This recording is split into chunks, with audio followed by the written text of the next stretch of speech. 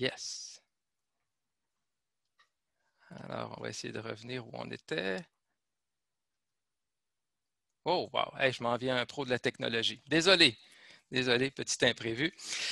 Alors, oui, je ne vais pas, écoutez, ce n'est pas une conférence là, sur l'histoire du FLQ ou de la crise d'octobre, bien sûr. Là. Je n'ai pas les compétences de mes collègues historiens ici au Cégep. C'est vraiment juste pour mettre en contexte et puis on va y revenir un petit peu plus loin. On va réutiliser certains éléments. Donc, il y a 50 ans se déroulait cet événement quand même qui est apparemment pas tant enseigné dans les livres d'histoire au Québec, mais qui a fait couler bien de l'encre. Et surtout, ces tensions, on en a bien parlé avec les 50 ans. Donc, la fameuse crise d'octobre, et qui était au cœur de la crise d'octobre, eh bien, c'est bien sûr le Front de libération du Québec, FLQ, qui est un mouvement révolutionnaire, inspiré des autres mouvements révolutionnaires qui pouvaient y avoir à l'époque, en Algérie, par exemple, à Cuba, même aux États-Unis, avec des groupes comme les Black Panthers pour le droit des personnes noires. Et donc, ce qu'ils voulaient essentiellement deux choses. Ils voulaient l'indépendance du Québec, mais un Québec socialiste, un Québec où il y a davantage d'égalité entre, donc, moins d'écart entre les classes sociales. Donc, il y avait le contexte, bien sûr, à l'époque, c'était assez difficile pour la classe ouvrière. On avait une conférence ce midi justement de Félix Rose qui parlait de son documentaire Les Roses où on voit les difficultés là, que pouvaient vivre les Québécois dans les quartiers populaires dans les années 50, 60. Donc, pour arriver à ces fins, le FLQ n'a pas hésité à utiliser certains moyens assez violents parfois, notamment des cambriolages, vols de banques, vols, ils sont même allés dans des casernes militaires pour voler des armes, des lance-missiles. Alors, il y avait quand même pas mal d'audace. Je voulais, à la demande d'Alain, juste une petite anecdote ici, parler d'un de ces cambriolages qui a eu lieu pas très loin de chez nous, à Mascouche, en 1971. Alors, ils ont été quand même assez ingénieux. Ils avaient coupé les communications dans la ville. Ils avaient attaqué un poste de police et ils sont allés à la Caisse populaire pour dérober 7 500 $. Ça s'est mal terminé pour les felkistes. Ils se sont fait poursuivre par deux citoyens, dont un ex-militaire, et puis il y en a un des deux qui est mort, malheureusement, un jeune homme d'une vingtaine d'années. Alors, le FLQ revendique aussi plus de 200 attentats à la bombe. Il y en a eu à Westmount, par exemple. Il avait mis des bombes dans une dizaine de boîtes aux lettres. Il avait ciblé ce quartier-là, bien sûr, parce que ça symbolisait toute la bourgeoisie anglaise. Il y en a eu une particulièrement violente à la Bourse de Montréal, le 13 février 69, je vous dis ça de mémoire. Donc, une explosion qui... Bon, ce que j'ai su justement ce midi en écoutant l'entrevue avec Félix Rose, il disait il y avait eu des avertissements. Les membres du FLQ avaient averti les gens de la banque qui ne les avaient pas apparemment pris tellement au sérieux, donc il n'y a pas eu d'évacuation. Et puis, donc, la bombe a explosé, a fait des blessés, certains blessés graves. Heureusement, il n'y a pas eu de mort, mais il y a eu des dommages matériels importants aussi. Ce qui nous amène à la crise d'octobre. Gorgée d'eau. Où il y a eu deux enlèvements. Donc, un premier, le 5 octobre 1970, le diplomate James Cross, qui a été enlevé par... Hey, attendez, là.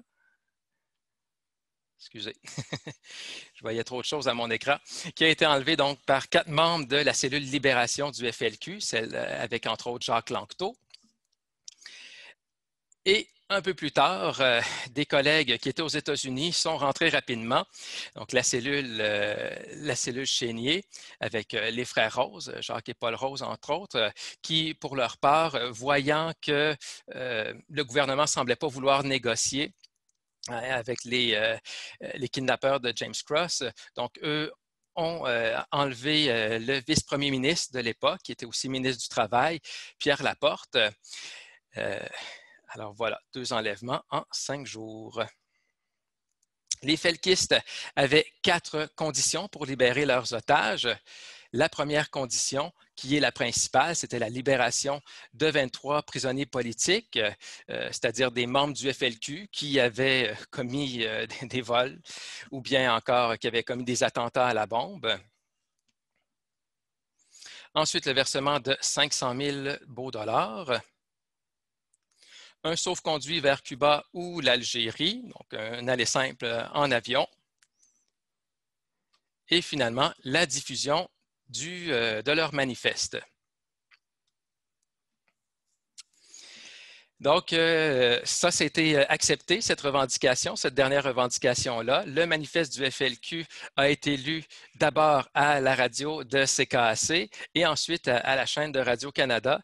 Et ça devait être un moment télévisuel quand même assez unique, assez surréaliste aussi. Donc, vous aviez Gaétan Montreuil qui était là juste avant Bernard de Rome et qui parlait quand même un très bon français, un français à la Radio-Canada, et qui devait lire donc un long manifeste écrit dans un jargon quand même relativement cru. On en a un extrait ici du début. Le Front de libération du Québec veut l'indépendance totale des Québécois, réunis dans une société libre et purgés à jamais de sa clique de requins voraces, les big boss patronneux et leurs valets qui ont fait du Québec leur chasse gardée du cheap labor et de l'exploitation sans scrupules. Un propos qui est quand même aujourd'hui encore d'actualité. Un autre événement, bien sûr, marquant dans la crise d'octobre, ça a été la promulgation de la loi sur les mesures de guerre par le premier ministre du Canada, Pierre Elliott Trudeau, le papa de Justin. Donc, c'était le 16 octobre, après le kidnapping donc, de Pierre Laporte. Et à ce moment-là, on a enlevé les droits et libertés de l'ensemble des citoyens québécois. L'armée est débarquée dans les rues, la police aussi pouvait arrêter les gens qui voulaient sans mandat. Donc, il y a bien des gens, juste parce que, par exemple, ils avaient une allégeance souverainiste, se sont fait amener au poste, emprisonnés et tout ça. Et d'ailleurs, là, on le voit dans les nouvelles, hein, les gens demandent des excuses pour ça. Il y a eu beaucoup de gens innocents là, qui se sont retrouvés, comme je le disais, là, en détention totalement arbitraire et M. Trudeau, fils, refuse obstinément donc de s'excuser alors qu'il le fait pour plein d'autres catégories de gens. Je vais faire plaisir à Alain ici, un de ses philosophes préférés. Donc, il y a des journalistes québécois qui sont allés lors de la crise d'octobre, prendre le point de vue de Jean-Paul Sartre, un grand philosophe français qui s'était exprimé sur toutes sortes de causes similaires. Hein. Il avait dénoncé, par exemple, l'intervention américaine au Vietnam et on lui a demandé qu'est-ce que vous pensez des mesures de guerre au Québec. Il avait dit ceci, il dit c'est une forme de répression dans le fond, de citoyens qui sont tenus d'emblée pour coupables du seul fait qu'ils envisagent la société autrement que les pouvoirs en place parce qu'ils ne pensent pas la même chose que les partis au pouvoir. Et il avait ajouté que pour lui, c'était assez clair que l'armée n'était pas dans les rues pour protéger la veuve, l'orphelin et les ouvriers, là, mais qui était là, comme on l'a dit, en guise pour faire de la répression finalement. Là. Alors, on y va avec le sort des otages qui ont connu un destin différent. Pour ce qui est de Pierre Laporte, il est mort le 17 octobre 1970, un meurtre non prémédité. Il avait tenté de se sauver lorsqu'il avait vu justement la promulgation de la loi sur les mesures de guerre. Il avait essayé de s'enfuir par une fenêtre, s'était gravement blessé. Les deux membres de la cellule Chénier qui étaient là avaient voulu l'amener le lendemain à l'hôpital, l'entrée dans le coffre de la voiture et tout ça. Et il y avait eu une altercation et tout. Et finalement, il est mort à la suite de celle-ci. Donc, un destin tragique. Pour ce qui est de James Cross, il s'en est tiré plus heureusement. Donc, il a été libéré le 4 décembre 1970 après 59 jours de détention. Je reviendrai tout à l'heure sur la négociation qu'il y avait eu entre la cellule Libération et puis les policiers là, qui encerclaient le lieu. Alors voilà, on en arrive à la question philosophique du jour à laquelle je vais tenter de répondre. J'ai essayé de m'imaginer le scénario en me disant si 50 ans plus tard, si aujourd'hui, dans le fond, il y avait des écologistes plus extrémistes qui s'inspiraient des méthodes du FLQ pour faire avancer leur cause, est-ce que ça pourrait être acceptable d'un point de vue éthique? Et ça nous amène à la deuxième partie et la plus longue de cet exposé. On va parler d'écoterrorisme.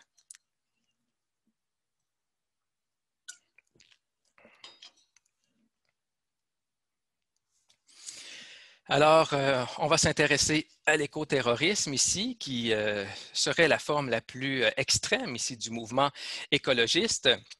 Je vous propose une petite définition. On verra qu'il y en a plusieurs possibles. Donc, des actes de violence commis contre des personnes physiques au nom de l'écologisme. Donc, on sait tous c'est quoi à peu près du terrorisme, là, bien sûr. Mais ici, la différence, hein, c'est le petit préfixe éco en avant, c'est que c'est fait au nom de la protection de l'environnement. Je vais m'inspirer dans mon propos de mon philosophe préféré, Ruben Ogian, alors qui lui, en fait, a une sorte de non-méthode, si on veut. Hein, alors, je ne vais pas, c'est une façon classique que j'aurais pu utiliser pour traiter cette question-là.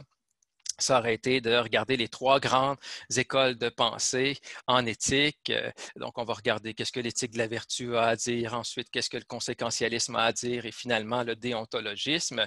Puis bon, je me sentais pas, ça me tentait pas tant de faire ça comme ça, donc je préfère y aller comme au géant, c'est-à-dire avec le raisonnement, donner des exemples, de l'argumentation logique. Là. Bref. Alors, dans son éthique minimaliste, Ogian, dans le fond, le principal principe, si on veut, c'est qu'il ne faut pas nuire à autrui. Alors, je vais m'en tenir à ça aussi. Quand on parle de nuisance ici, c'est ne pas commettre de préjudice, donc de porter atteinte à l'intégrité physique ou psychologique des gens. Alors, je vais vous dresser un petit portrait de situation, un peu comme je le fais dans mon cours d'éco-responsabilité, le cours complémentaire. Petite plug ici pour les étudiants, si ça vous intéresse à l'hiver. Alors, je vais dresser un portrait de situation plutôt déprimant, vous allez le voir, mais qui est appuyé sur la science, sur notamment les fameux rapports du GIEC. Alors, en 2017, il y a Christina Figueres qui a déclaré, et plein d'autres l'ont déclaré également, là, le président de l'ONU également, qu'il ne restait que 3 ans pour drastiquement réduire nos émissions de gaz à effet de serre si on veut maintenir la planète sous les 2 degrés Celsius là, de réchauffement, ce qui est l'objectif de l'accord de Paris, hein, qui avait été tenu en 2015. Idéalement, l'accord de Paris nous dit qu'il faut se limiter à 1,5 degrés Celsius d'augmentation, là, mais disons qu'à 2 degrés, ça serait, au moins ça permettrait de préserver les civilisations humaines, hein, rien de moins. Et là, j'ai sorti mes grands talents de mathématicien du 2017 plus 3, ça fait 2020. Et on en est pas mal rendu là. Il y a un journaliste, David Wallace Wells, qui, dans l'article qui avait été le plus lu du New York Magazine, a recensé les conséquences que les scientifiques annoncent pour les décennies à venir si on ne stoppe pas, ou en tout cas, au moins si on ne ralentit pas le réchauffement planétaire.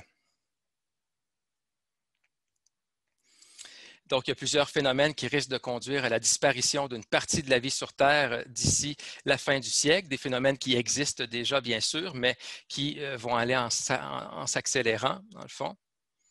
Tout d'abord, l'augmentation des températures moyennes. Vous voyez qu'on est loin des objectifs de l'accord de Paris. Ici, ça pourrait aller de 4 à 8 degrés Celsius. La dernière fois que ça avait diminué de 5 degrés Celsius, on s'est ramassé avec 5 km de glaciers au-dessus de nos têtes. Diminution de 50% des rendements agricoles. Je vous rappelle que la population augmente de façon exponentielle sur la planète. Si la bouffe diminue, ça va mal aller. On s'en fait beaucoup avec la pandémie du coronavirus. Ça risque de ne pas être la seule pandémie qu'on va connaître dans notre existence. Donc, il y a toutes sortes de virus qui sont emprisonnés, notamment dans le pergélisol qui est en train de fondre présentement dans le nord. Alors, il y a des nouveaux virus qui sont là depuis des millions d'années. Ils sont plutôt vieux, oui, mais ils vont être nouveaux. Ça va être nouveau qu'on va avoir à les subir ici. Augmentation de la pollution de l'air qui fait déjà tellement de méfaits. On sait, on a des épisodes de smog même dans nos magnifiques banlieues, augmentation des guerres, augmentation des migrations de masse, hein, tout le cas des réfugiés climatiques, comme il y en a déjà, parce que les gens ne peuvent plus vivre dans leur région, dans leur pays, les sols deviennent incultivables, par exemple. Histoire de vous déprimer encore plus, le président de l'Institut Momentum, qui est aussi un ancien ministre de l'Environnement français, Yves Cochet, a esquissé un calendrier approximatif pour la période 2020-2050. Donc, pour la décennie qui vient de commencer, qui va jusqu'en 2030, il prédit la fin du monde tel que nous le connaissons. Donc, il va y avoir encore des êtres humains, mais dans les sociétés riches, toute cette bulle de la surconsommation, l'industrialisation, etc., ça va éclater. De 2030 à 2040, ça va être un intervalle de survie. Selon lui, la population va arrêter d'augmenter. On va aller avoir plutôt une diminution à cause des guerres, des maladies, etc.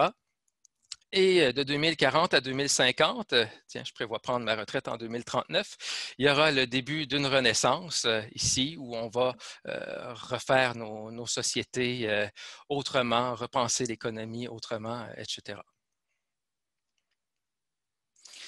Alors, il y a beaucoup de gens qui sont alarmés par ces constats. On appelle ça être lucide, et qui sont sortis dans les rues massivement le 27 septembre, pas cette année, à cause des raisons que vous savez, mais l'année dernière. À Montréal, c'était une foule record, donc il y en a eu un peu partout dans le monde, des manifestations pour le climat. À Montréal, 500 000 personnes, j'y étais, je vais m'en souvenir toute ma vie. C'est un moment assez incroyable de voir autant de gens, une ambiance festive également. Et il y avait mon idole qui était là, la jeune Suédoise Greta Thunberg. Malheureusement, je n'ai pas pu entendre son discours à la fin, mais elle disait entre autres ceci: si les gens au pouvoir n'assument pas leurs responsabilités, nous allons le faire à leur place. On en est là aujourd'hui où les adultes, les gens de ma génération, les générations avant la mienne, ont laissé carrément aux enfants, aux adolescents, à la nouvelle génération, les milléniaux, le devoir, dans le fond, la responsabilité de s'en sortir. Comment est-ce que les dirigeants ont répondu au Québec, au Canada, à cet appel de la jeunesse, à cet appel de toute cette vaste mobilisation pour l'environnement? Eh bien, disons d'une façon pour le moins décevante. Oui, il y a eu des belles paroles creuses, aucun engagement concret. Et pire encore, on s'est même servi de la pandémie. Je pense à François Legault, je pense à Justin Trudeau. On s'est servi de la pandémie, dans le fond, comme prétexte, non pas pour faire un Green New Deal, dans le fond, et puis relancer l'économie avec des énergies vertes et des mesures bonnes pour l'environnement, mais au contraire, en optant pour les mêmes vieilles solutions polluantes, les énergies fossiles encore, le projet de GNL Québec, par exemple, dans le coin du Saguenay. Je lisais encore ce matin dans le journal là, que M. Legault refusait, il a changé d'idée, il voulait protéger une partie du fjord du Saguenay pour le beluga, et puis finalement, ce n'était pas bon pour l'économie. Alors, non, il faut laisser passer les gros bateaux, là. J'appelle ça des climato-passifs, des politiciens comme ça, comme nos premiers ministres, pas des climato-sceptiques, pas des Trump, donc des gens qui croient à la science. C'est pas une croyance, enfin, des gens qui sont tout à fait au fait de la réalité des changements climatiques, mais qui foutent rien, finalement, qui n'agissent pas en conséquence.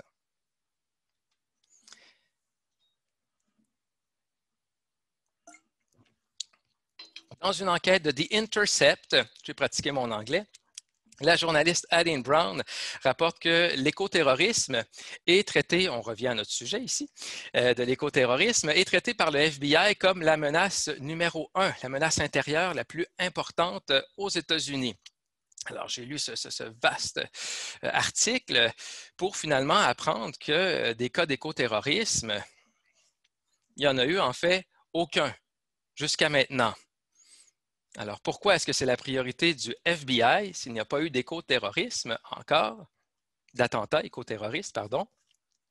Eh bien, c'est une question de définition ici, c'est-à-dire que la définition du FBI est plus large que celle que je vous ai proposée tout à l'heure. Eux vont inclure dans l'écoterrorisme des cas d'éco-sabotage et également ce qui relève également des actions, des mouvements là, de protection des animaux, dans le fond. Quand on parle d'éco-sabotage ici, on parle de détruire ou de saboter, dans le fond, de rendre non fonctionnelles là, des infrastructures qui sont polluantes. Et ça a existé, donc ce n'est pas pour rien que le FBI s'en préoccupe, là. Il y a des gens, par exemple, qui ont fait brûler des laboratoires où on utilisait des animaux avec des mauvais traitements ou des lieux où il y avait on fabriquait des manteaux de fourrure, des chapeaux de fourrure, des trucs comme ça. Heureusement, il n'y a eu aucun mort. Il y a eu un peu de pollution quand même, là. Ils ont fait brûler. Mais c'est quand même spécial que le FBI mette ça en priorité devant des groupes d'extrême droite, devant des groupes suprémacistes blancs qui, eux, ont assassiné des gens, là. Il y a des chercheurs universitaires, et puis je suis dans la même lignée, Garth Davis et Joanna Massé, qui estiment pour leur part que le concept d'éco-terrorisme doit être utilisé avec modération, comme le concept de terrorisme, dans le fond, parce que on sait des fois, nos dirigeants, hein, lorsqu'un groupe ne fait pas leur affaire, ils vont dire, ça, c'est des terroristes. Harper le faisait d'ailleurs avec les groupes écologistes, notre ancien premier ministre canadien. Donc, il faut faire attention. Là. Je pense qu'on parle de terrorisme ici. Là, il faut qu'il y ait vraiment un préjudice, des meurtres de gens, comme il y en a eu en France, par exemple, hein, quand on a assassiné ce professeur qui avait montré les caricatures de Mahomet. Là, c'est bel et bien du terrorisme.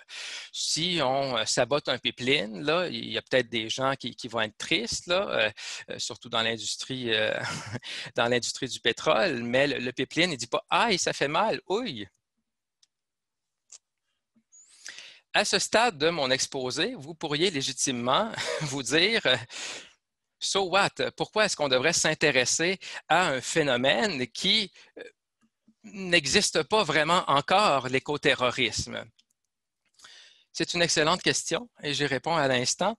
Donc, c'est que je pense que le contexte actuel est propice à une montée de la radicalisation du mouvement écologiste, avec ce que j'ai dit tout à l'heure, avec l'absence de volonté politique pour faire avancer les choses.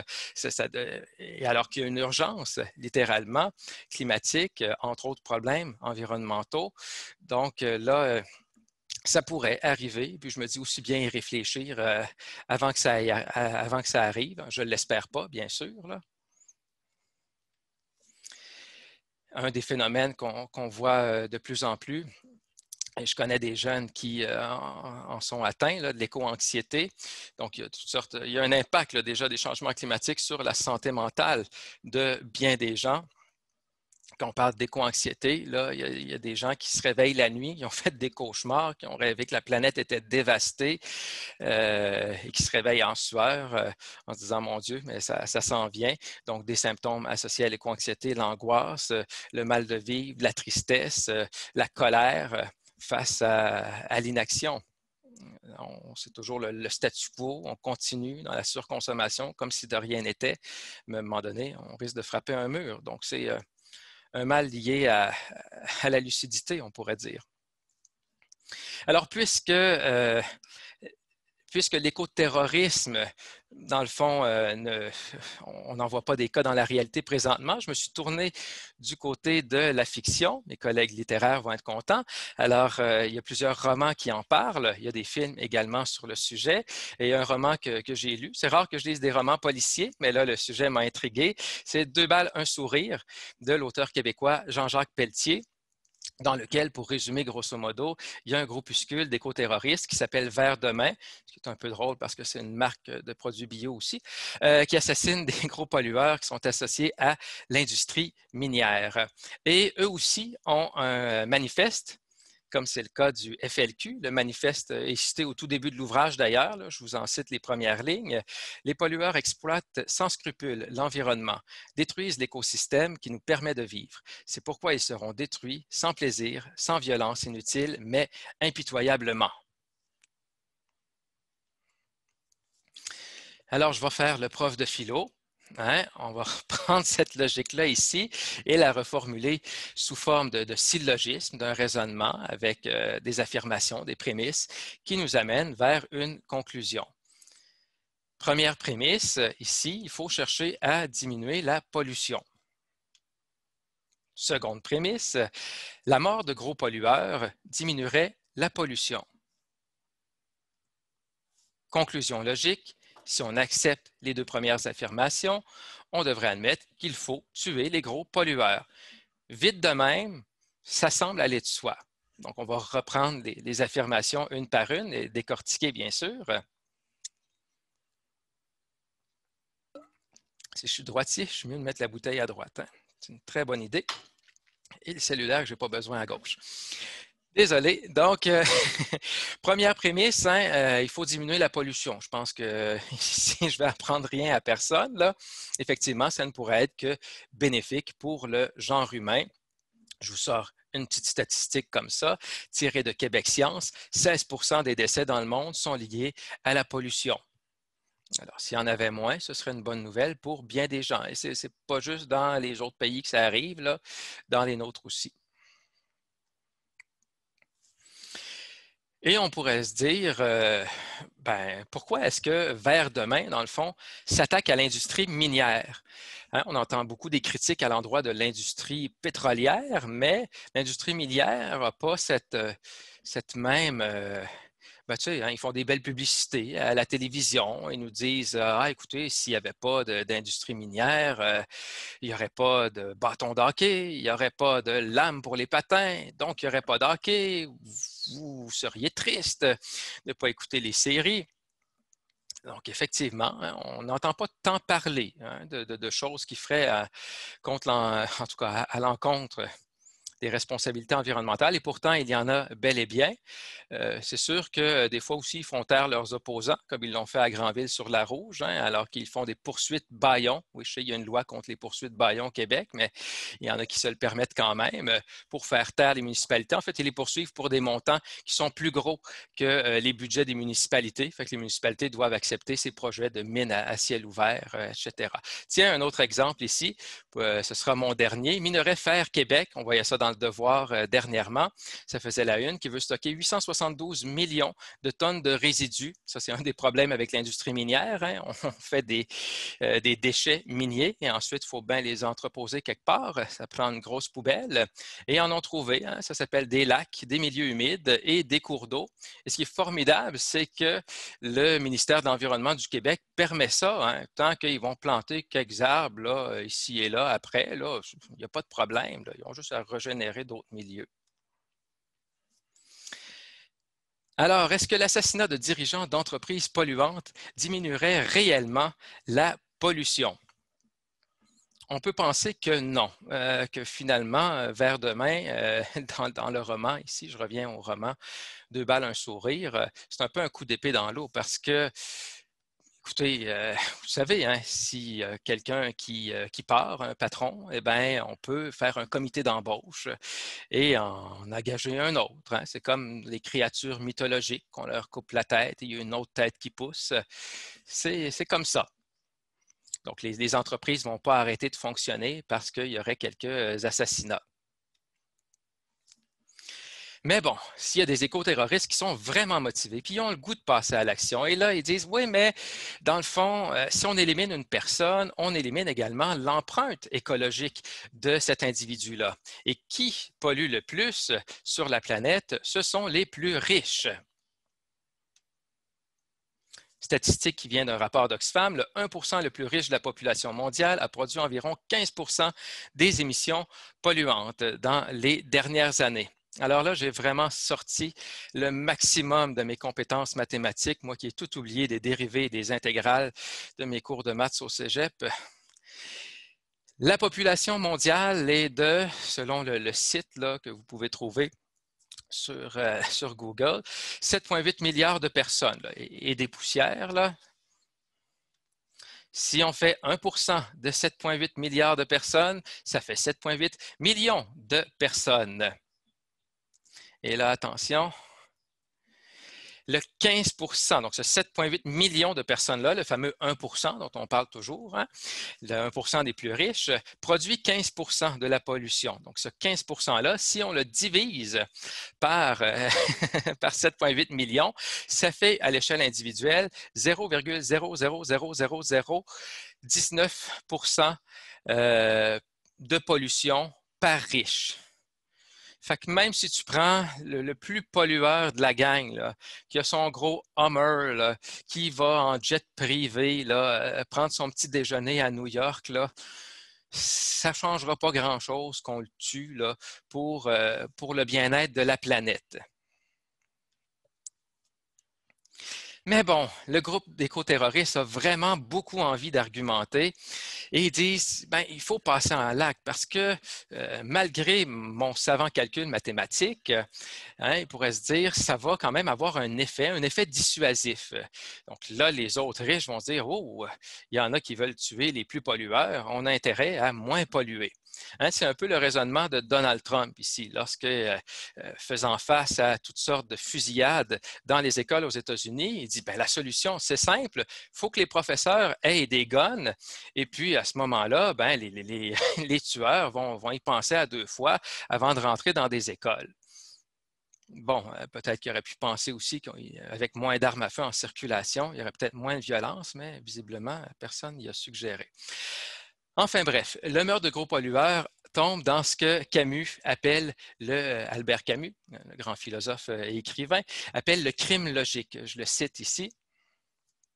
Dès l'instant où le crime se raisonne, il prolifère comme la raison elle-même, il prend toutes les figures du syllogisme. Et c'est ce qu'on a vu dans tous les cas de purification ethnique, lorsqu'il y a eu des génocides, on part d'un raisonnement, un peu comme mon raisonnement tout à l'heure, on dit telle catégorie de la population mérite pas de vivre, c'est pas véritablement des êtres humains. Et puis, ben, on veut toujours purifier davantage. Et finalement, il y a des purges et d'autres groupes qui sont ciblés par la suite. Et c'est ce qui se produit justement dans le roman. Si je reviens ici au roman de Pelletier, au début, on s'en prend aux dirigeants des entreprises minières. Après ça, on se dit, ouais, mais eux autres font affaire avec des institutions financières. Il faudrait aussi tuer des gens dans les institutions financières. Oui, mais là, il y a quand même des gens qui achètent des bijoux qui sont faits avec des métaux, qui sont extraits des mines. Donc, ils se mettent à menacer à peu près tout le monde, finalement. Là, ça devient complètement délirant.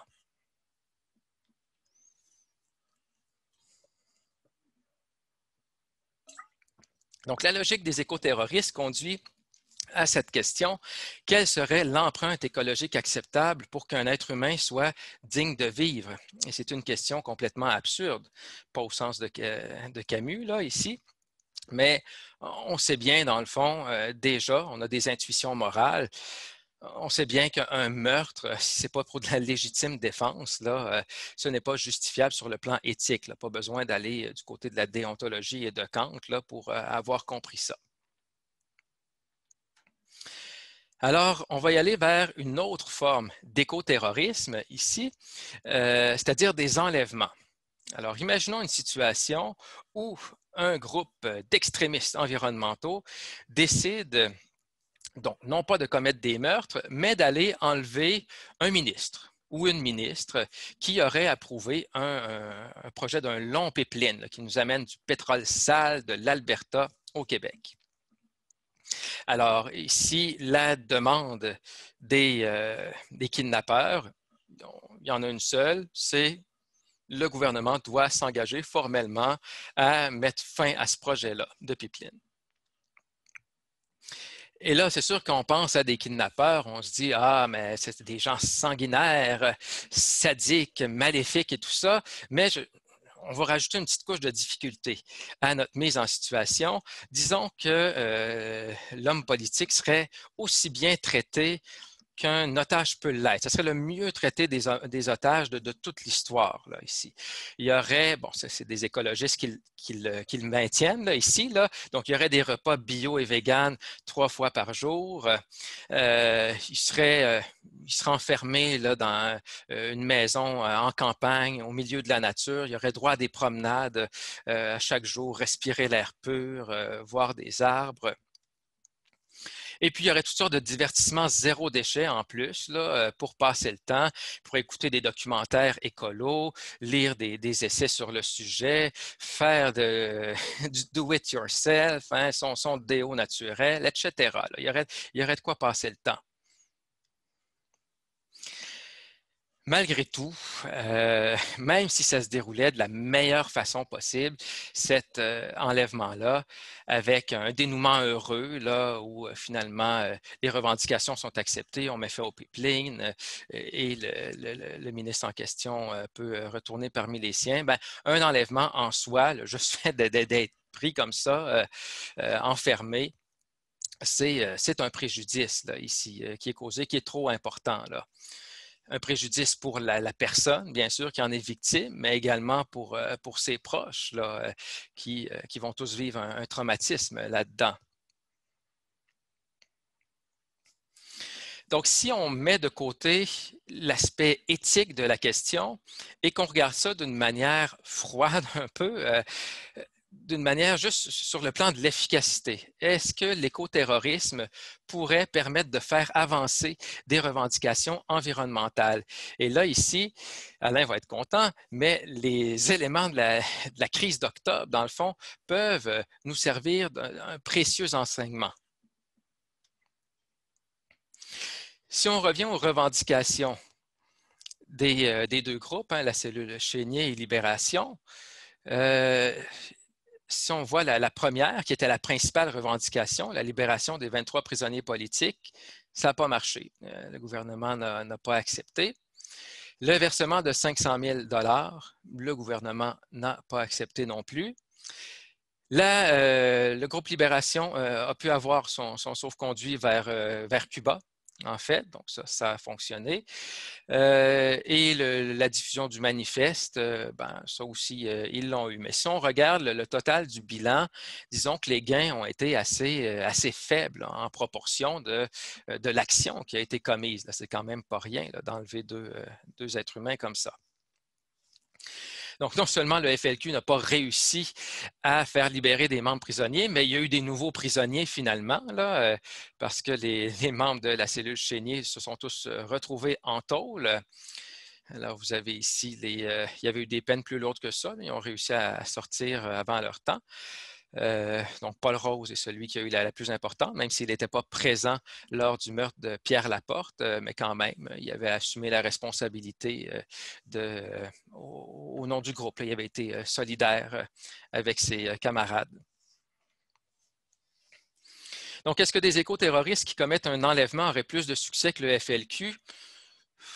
On ne le sait pas, là, dans le fond, peut-être. C'est une probabilité, mais disons que c'est un pari qui est très risqué. C'est sûr qu'on peut, si on écoute des séries sur Netflix, j'aime beaucoup La Casa de Papel, où vous avez des gens qui vont cambrioler la maison de la monnaie à Madrid et puis qui réussissent, dans le fond, et qui sont super cool avec leurs otages et tout ça. Le problème, c'est que dans la vraie vie, ça ne se passe pas toujours comme dans les films ou comme dans les séries télé. Là, je me suis vraiment forcé pour vous là, ce soir. Là, je ne fais jamais ça dans mes cours, mais bon, c'est une conférence ici. Donc, j'ai fait un schéma avec les différentes possibilités. Est-ce que s'il y a un enlèvement, le gouvernement va accepter de négocier? Deux possibilités, oui ou non. Dans le meilleur des scénarios, ben, si oui, l'otage va être libéré. Et donc, l'otage est libéré, il y a un gain ici. Par exemple, dans notre cas fictif de tout à l'heure, ça aurait été le pipeline qui ne passe pas chez nous. Dans le cas du non, par contre, si le gouvernement refuse de négocier, et on sait que les gouvernements n'ont pas tendance à beaucoup aimer négocier avec des groupes terroristes, en tout cas s'ils le font, c'est bien sûr pas sur la place publique ou dans les médias, là. Donc, ou bien l'otage est libéré et là, il n'y a aucun gain par rapport aux revendications des écologistes, ou bien l'otage est tué et il n'y a aussi aucun gain. Je ne veux pas avoir l'air de parler à la légère là, de ce sujet-là. Là. C'est quand même quelque chose de grave ici, mais je voulais exposer les différentes possibilités. Donc, s'il y a une chose à retenir de la crise d'octobre, il y a eu plusieurs enseignements à ça, c'est qu'on ne sait jamais quelle tournure une prise d'otage peut prendre. Justement, c'est ce qu'on constate lorsqu'on écoute l'excellent documentaire de Félix Rose, Les Roses. Hein, on se dit, ces gens-là, malgré ce que Denise Bombardier peut en dire, c'est pas des monstres sanguinaires, c'est des gens, des idéalistes politiques, bien entendu, mais c'est pas des gens très mal intentionnés à la base et tout ça. Il n'avait pas le goût de tuer Pierre Laporte, c'était pas leur intention en l'enlevant ici, mais c'est malheureusement la conséquence, c'est ce qui s'est produit. Donc, l'expérience démontre que le terrorisme n'est pas une façon efficace d'apporter des changements voulus à la société. On peut prendre le plus gros attentat terroriste qu'il y a eu, hein, les attentats du 11 septembre, 3000 morts. Est-ce que ça a amené la société idéale des islamistes radicaux? Je ne penserais pas. Si on revient au cas de la crise d'octobre, il y a le journaliste et historien Louis Fournier qui dit que lorsqu'il y a eu l'assassinat de Pierre Laporte, bien là, toute la sympathie que pouvait avoir le FLQ est tombée d'un coup. Les Québécois ont tous à peu près unanimement dénoncé ce geste-là. Donc, ça n'a pas fait avancer la cause du socialisme ou de la souveraineté du Québec. Donc, en somme, c'est pas parce que je fais une conférence sur l'écoterrorisme et que je dis le mot écoterrorisme que je fais la promotion de l'écoterrorisme. J'espère que vous l'avez bien compris ici. Donc, ça ferait probablement qu'amener un climat de terreur qui est contraire à la démocratie et, comme je viens de le dire, qui ne ferait que nuire aux efforts de tout le mouvement écologiste actuellement. Donc, ce n'est pas parce qu'il y a le préfixe éco devant un concept là, que ça va venir l'éco-blanchir tout d'un coup et rendre ça parfaitement éthique. Donc, on en arrive à la conclusion. Merci de votre attention.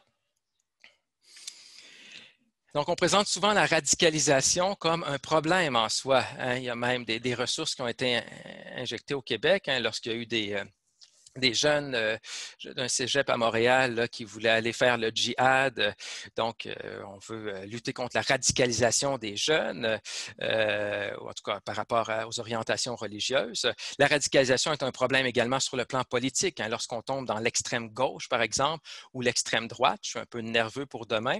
J'espère que Trump ne va pas être réélu parce qu'il a décomplexé hein, tous ces groupes de suprémacistes blancs, de gens extrêmement racistes, tout ça. Par contre, je ne pense pas que la radicalisation soit un problème en environnement.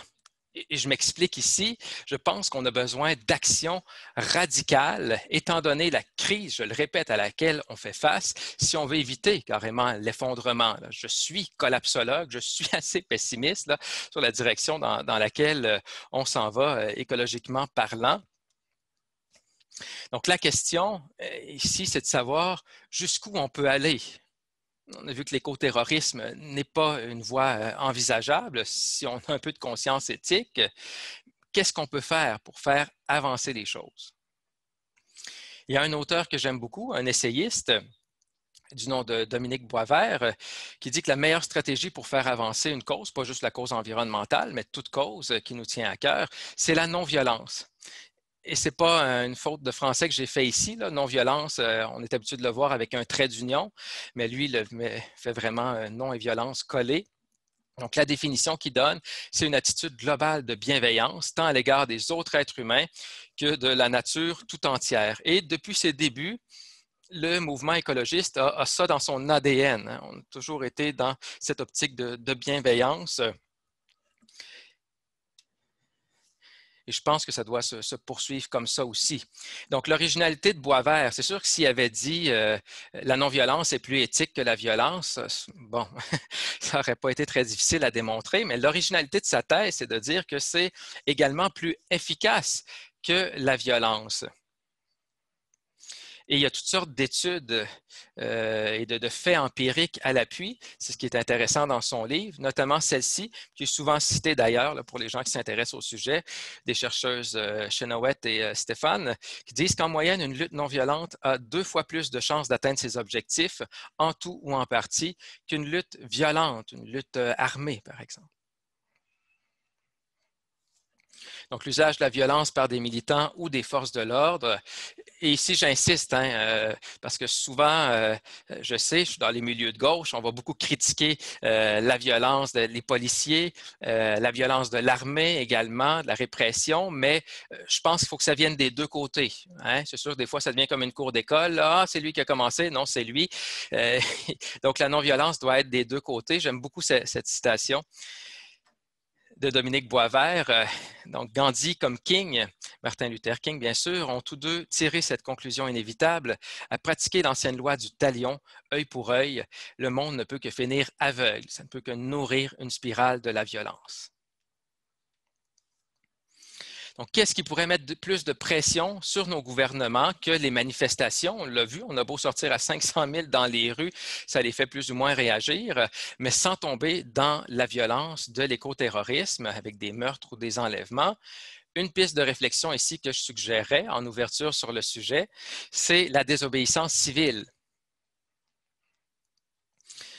Je ne suis pas l'inventeur de la désobéissance civile. Ce titre revient plutôt à Henry David Thoreau, un grand philosophe américain du 19e siècle, une plume magnifique d'ailleurs, et qui donc a développé ce concept-là dans son ouvrage du même titre, La désobéissance civile, en 1849.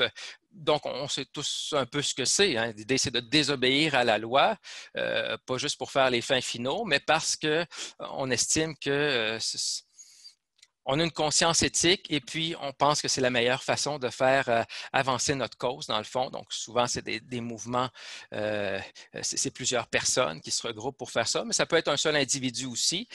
Thoreau l'avait fait lui-même. Il avait refusé de payer ses taxes, ses impôts, pardon, à l'époque parce qu'il protestait contre les positions esclavagistes du gouvernement américain. Donc, il avait dû faire de la prison pour ça. Un des groupes qui pratique la désobéissance civile, c'est Extinction Rebellion, XR pour les intimes. Parmi ses revendications auprès des gouvernements, on compte traiter le réchauffement planétaire comme ce qu'il est dans les faits, c'est-à-dire une situation d'urgence. Ensuite, entreprendre une transition rapide vers des sources d'énergie 100% renouvelables, ces fameuses énergies vertes, l'éolien, le solaire, la géothermie.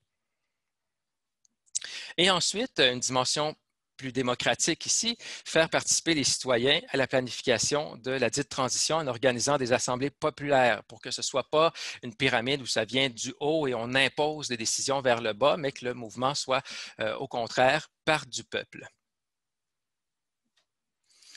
Un exemple de désobéissance civile, le 15 avril 2019, il y a des milliers de militants d'Extinction Rebellion qui ont bloqué 5 lieux majeurs du centre de Londres et ça s'est fait d'une ambiance festive. Il y a des familles qui sont allées les rejoindre. Donc, ce n'est pas une simple manifestation ici. Il y a un geste qui est illégal. On bloque des entrées, mais ça a quand même valu la peine puisque peu de temps après, le Parlement écossais et l'Assemblée nationale du Pays de Galles ont déclaré l'état d'urgence climatique. Vous allez dire, bon, c'est peut-être encore des vœux pieux, mais lorsqu'un gouvernement s'engage comme ça, il y a une obligation de résultat, ou en tout cas, hein, il s'est engagé, donc il y a des gens qui peuvent lui rappeler. Et le mouvement a trouvé, Extinction Rebellion, toutes sortes d'appuis parmi des scientifiques, parmi des intellectuels et des écologistes, dont Laure Waridel, qui salue le fait que ce groupe-là contribue à démocratiser l'acte de désobéir civilement, alors que c'était des professionnels comme Greenpeace qui pouvaient faire des coups d'éclat, grimper la tour du CN à Toronto, là. Un exemple qu'elle donne dans son dernier livre, elle dit à l'été 2019, il y avait le congrès de l'Association de l'énergie du Québec, là, qui a changé son nom. Là. Avant, c'était l'Association gazière et pétrolière, et puis ils ont décidé de faire un peu d'éco-blanchiment pour bien passer. On va parler de l'énergie, c'est plus cute. Donc, 5 membres d'Extinction Rebellion qui se sont collés les mains sur des tables avec de la colle super glue. Alors, ça a pris les policiers pour les déloger de là. Faites pas ça à la maison, là. Je ne vous encourage pas à faire ça. C'est pas conseillé. Donc, en conclusion, le mouvement écologiste, je crois, a besoin d'un cocktail d'action. Je pense que ça prend des manifestations avec le plus de gens possible. Ça prend de la désobéissance civile, ça prend des comités environnementaux. L'important, c'est qu'il y ait vraiment le plus grand nombre possible de gens qui s'impliquent, qui mettent une pression sur les gouvernements pour qu'on puisse changer la loi, qu'on amène les réformes législatives là, qui vont empêcher des gros projets polluants, dans le fond, des projets qui sont dommageables pour la planète. Il y a la Fondation David Suzuki qui milite depuis plusieurs années pour que le gouvernement canadien reconnaisse, comme plein d'autres pays dans le monde, le droit à un environnement sain pour que ce soit inscrit dans la loi. Alors, j'espère que ça va se réaliser prochainement. Je vous remercie beaucoup de votre attention et si vous avez des questions, ça va me faire plaisir d'y répondre.